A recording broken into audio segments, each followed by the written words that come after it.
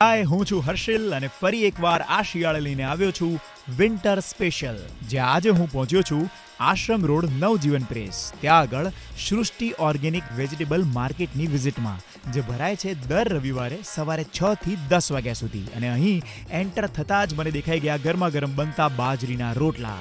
જોડે હતું રીંગણનું ભરથું અને ડુંગળીનું શાક. પણ મનને કંટ્રોલ કરીને હું આગળ વધ્યો અને મને મળી એક નવી પ્રોડક્ટ. અમે અહીંયા મોરિંગા ચોકો લાટે લઈને આવેલા છે, જે મોરિંગા નથી પી શકાતું બધા માટે, એનું અમે બેસ્ટ ઓલ્ટરનેટિવ બનાવ્યું છે.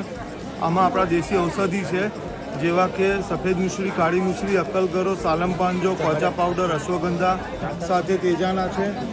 અહીંયા આ સિવાય હેલ્ધી ઘૂંટો, શ્રીખંડ, ખડી સાકર અને દેશી ગાયના દૂધમાંથી બનેલો નેચરલ આઈસ્ક્રીમ, ફૂલવડી, મોહનથાળ, ઢોકળા, બાજરીના મૂઠિયા, વડા બધું જ હતું. પણ આ બધું અવોઇડ કરીને હું પહોંચ્યો દૂધ દહીં વગરની છાશ પીવા માટે. અને થોડી વાર પછી અર્જુનની છાલમાંથી બનેલી ગોળવાળી અને ઇલાયચીવાળી ચા પણ પીધી.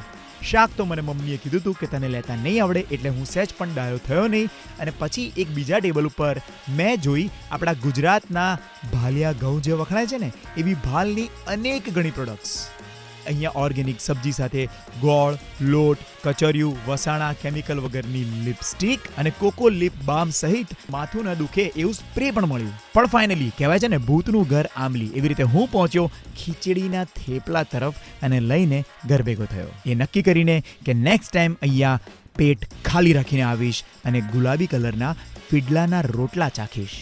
હા, મને ખબર છે તમારે પણ માહિતી જોઈએ છે, એટલે કેપ્શન તરફ નજર કરો, તમને બધી જ માહિતી મળી જશે. ટિલ ધેન મળીએ નેક્સ્ટ એપિસોડમાં.